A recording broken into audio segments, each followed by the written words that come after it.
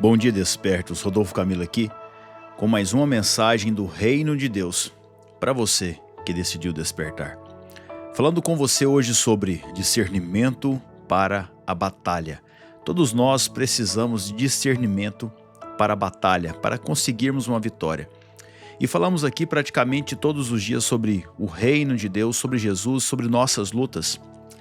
E fato é que para vencermos nossas lutas, precisamos de clareza e discernimento. Em toda luta há um inimigo, e não há como falarmos do agir do inimigo sem falar do que ele fez na vida de Jó.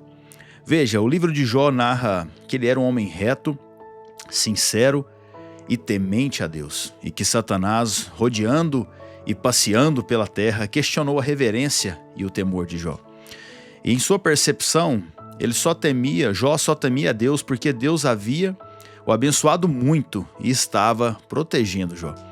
E Satanás então faz uma aposta com Deus, toca nele, tira as coisas que o Senhor deu para ele e quero ver se ele não vai blasfemar contra ti. E a primeira chave que eu quero deixar no seu coração é: o céu vê a sua conduta. Jó capítulo 1, o verso 1, depois o verso 6 diz: havia um homem na terra de Uz, cujo nome era Jó. Este homem era íntegro e reto, e temia a Deus, e se desviava do mal. Verso 6. Num dia em que os filhos de Deus vieram apresentar-se diante do Senhor, veio também Satanás entre eles. Então o Senhor perguntou a Satanás: de onde é que você vem? Satanás respondeu ao Senhor: de rodear a terra e passear por ela. E o Senhor disse a Satanás: você reparou o meu servo Jó? Não há ninguém como ele na terra. Ele é um homem íntegro e reto, que teme a Deus e se desvia do mal. Então Satanás respondeu ao Senhor: será que é sem motivo que Jó teme a Deus? Não é verdade que tu mesmo puseste uma cerca ao redor dele, da sua casa e de tudo que ele tem? Abençoaste a obra de suas mãos e os seus bens se multiplicaram na terra? Mas estende a tua mão e toca em tudo que ele tem, para ver se ele não blasfema contra ti e a tua face. Então o Senhor disse a Satanás: você pode fazer o que quiser com tudo que ele tem, só não estenda a mão contra ele. Então Satanás saiu da presença do Senhor. Temos alguns segredos nas entrelinhas desses versos. Um deles é o objetivo de Satanás, que é fazer com que você blasfeme contra Deus. O outro é que a nossa conduta chama a atenção do céu. Deus vê a sua vida assim como também Satanás vê. Jó tinha uma vida reta, sincera e temente a Deus, e o céu viu isso. Terceiro segredo é o motivo do seu temor. Sabe que nós temos que trazer à tona se ele é um temor genuíno ou condicional. Foi isso que foi colocado em xeque naquela situação. Deus então dá uma legalidade para Satanás tirar as coisas dele e o caos se instala na vida de Jó. Teologicamente falando, acredita-se que Satanás só tinha esse acesso à presença de Deus, ao trono, no tempo antes da sua queda. Mas fato é que ele já demonstrava sua inveja para conosco, os filhos de Deus. Pois se assim não fosse, a prosperidade de Jó não teria incomodado tanto. Talvez a referência de Jó, a reverência e o temor de Jó para com Deus incomodava mais Satanás do que a sua própria prosperidade. E Satanás tocou nas coisas de Jó, seus bens, seus rebanhos, seus filhos, mas Jó não blasfemou contra Deus. Depois pediu permissão novamente e ele pôde tocar na saúde de Jó, e mesmo assim Jó não amaldiçoou. A história se estende e ele entra em um profundo questionamento sobre a vida, o que poderíamos ficar aqui dias falando, sobre isso. Mas vamos nos concentrar no objetivo do inimigo, que era fazer com que Jó blasfemasse contra Deus. E é isso que ele quer que você faça, blasfeme contra Deus. Quando você tem uma vida reta, o céu, o mundo espiritual vê a sua conduta, como falamos, e Deus se agrada disso. Mas Satanás se irrita e usa de situações para que você amaldiçoe Deus, para que você saia dessa presença. Mas permaneça firme e mostre que o seu temor a Deus é algo genuíno e não é condicional. Não é porque Deus está te abençoando, é porque você sabe quem Ele é. Então seja o que for que você estiver passando, se for obra do maligno ou não, não blasfeme contra Deus. A blasfêmia é denunciada na Bíblia como um dos 10 mandamentos mosaicos, lá em Moisés. E nos originais hebraicos isso significa amaldiçoar, tratar com desdém, desprezar. Isso é blasfêmia. Jesus elevou a exigência da coerência desse aspecto quando disse que a blasfêmia contra o Espírito Santo não será perdoada nem nesse mundo, nem no mundo que está por vir. Está lá em Mateus 12, verso 31. Então suporte com força, com paciência as tribulações da vida. Valorize Deus além das bênçãos e das circunstâncias. Seja o que for que vier sobre a sua vida, sempre encontre um lugar no seu coração para adorar a Deus, para se posicionar como filho, como adorador. O inimigo luta para que você tenha uma postura contrária a isso, mas permaneça firme. A W. Tozer disse: adoração verdadeira é amar a Deus por quem Ele é, não pelo que Ele faz. A adoração verdadeira é amar a Deus por quem Ele é, não porque Ele faz, pelo que Ele faz.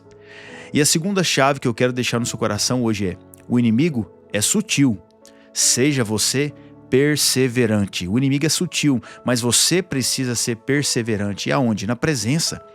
Lucas capítulo 22, verso 31 ao 34 diz: disse também o Senhor, isso são palavras do próprio Jesus: Simão, Simão, eis que Satanás vos pediu para vos cirandar como trigo, mas eu roguei por ti, para que a tua fé não desfaleça. E tu, quando te converteres, fortaleça teus irmãos. E ele lhe disse, Pedro disse: Senhor, eu estou pronto para ir contigo até a prisão e a morte. Mas ele disse: digo-te, Pedro, que não cantará hoje o galo antes que 3 vezes negues que me conhece. Veja, Satanás, depois da queda, se Satanás depois da queda, tem acesso ou não ao trono de Deus, não sabemos com certeza. Mas sabemos que ele está e sempre estará debaixo da majestade de Deus. Deus é mais poderoso que ele. E se Jesus disse que Satanás pediu para cirandar Pedro, é porque está sujeito ao poder e autoridade de Deus. Nós precisamos entender isso. Cirandar o trigo era um costume dos agricultores para tirar as impurezas da colheita, com a peneira, a fim de que permanecesse somente o fruto. Veja, Satanás não estava interessado em revelar o fruto, mas sim em trazer o caos para a vida de Pedro, para que ele perdesse a sua fé. Ele estava interessado em tirar as coisas do lugar, inclusive a fé de Pedro. Já Jesus tinha um interesse na vida de Pedro, que ele tivesse uma fé genuína. Veja, enquanto Satanás vem com o caos, tirando as coisas do lugar, Jesus intercede por nós para que durante os processos instáveis da vida não percamos o principal, que é a nossa fé. Porque antes de blasfemarmos contra Deus, iremos perder a nossa fé. Iremos olhar para a vida e pensar: será que vale a pena acreditar em algo, em Deus? Será que isso é para mim? Porque o oposto da fé não é a descrença, é a dúvida. Olhe agora para a sua vida. Em qual área da sua vida se instalou uma dúvida? Faça a engenharia reversa dessa dúvida. Como ela se instalou? Alguém te disse algo, talvez de forma sutil, de forma despretensiosa. O inimigo é astuto para peneirar você. Ele não vai chegar fazendo muito barulho. Cirandar o trigo era um processo lento, moroso. O inimigo não tem pressa, meu irmão, minha irmã. Mas para vencê-lo, você vai precisar de discernimento. E isso só o Espírito Santo pode te dar.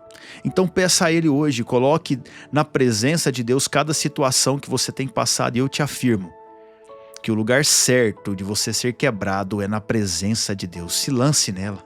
Se lance na presença de Deus como você nunca se lançou. Oswald Chambers disse: a dúvida surge quando você deixa de olhar para Deus. A dúvida surge quando você deixa de olhar para Deus. Então olhe para Deus hoje. Ele quer falar com você. Terceira e última chave para encerrarmos: converta-se sempre que preciso. Converta-se sempre que preciso. Veja o que Jesus disse: mas eu roguei por ti para que a tua fé não desfaleça, e tu, quando te converteres, fortaleça os teus irmãos. Como assim, quando te converteres? Pedro já não andava com Jesus. Não foi o nome dele que Jesus havia mudado de Simão para Pedro, com o sentido de que ele tinha uma revelação correta sobre o reino de Deus? Foi ele que não experimentou grandes e poderes de Jesus? Viu com seus próprios olhos, andou sobre as águas com Jesus, quando Jesus chamou? Sabe, a palavra nos originais gregos de converter significa retornar para o verdadeiro louvor, amor e obediência a Deus. O que isso significa? Durante muito tempo eu pensava que Pedro não tinha de fato ainda se convertido. Talvez por causa do seu temperamento explosivo, muitos já pregaram defendendo isso, mas não é bem assim. Como sempre, há um outro ângulo para olharmos. Vamos lá. Jesus começa falando Simão, Simão, que era o nome dele. Satanás pediu para peneirar você, mas quando Jesus fala para ele converter, e quando Jesus exorta ele, que ele ainda está naquele caminho ainda de conversão, mas quando Jesus fala para ele se converter, ele chama de Pedro. Mas por quê? Porque Satanás vai sempre nos atacar e falar conosco através da nossa antiga identidade. E Jesus sempre vai falar com a nossa nova identidade nele. Não é que Pedro não era convertido, mas é pelo fato de que Pedro, ao passar por tempos difíceis, os quais viriam sobre a vida dele, ele precisaria achar o caminho de volta. Precisava voltar a Deus. Assim somos nós. Nós precisamos sempre nos converter a Cristo. Entenda, converter significa retornar para o verdadeiro louvor, amor e obediência a Deus. E nós temos que fazer essa escolha todos os dias da nossa vida. Retornar para o verdadeiro louvor, para o verdadeiro amor e para a verdadeira obediência a Deus. C.S. Lewis disse: Deus está transformando você em alguém que ainda não consegue ver. Então Deus está te transformando em alguém que você ainda não consegue ver. Permaneça, persevere no caminho, persevere na presença. Porque a primeira chave, o céu vê a sua conduta. A segunda, o inimigo é sutil, seja você perseverante. Terceira, converta-se sempre que precisa. Eu quero orar pela sua vida. Pai, em nome de Jesus, obrigado pela tua palavra, pela tua presença, pelo teu amor, Deus. Eu oro para essa pessoa que me escuta, para que ela entenda a profundidade da tua palavra, a grandeza da tua majestade, que ela reconheça o Senhor em todos os caminhos dela, Pai. Que o Senhor abençoe a vida profissional, a vida financeira, os sonhos, os projetos, Pai. Que o Senhor dê a ela respostas que confirmem tudo aquilo que o Senhor já falou no coração dela. Que o Senhor fortaleça ela na caminhada para que ela consiga alcançar a promessa que o Senhor tem para a vida dela.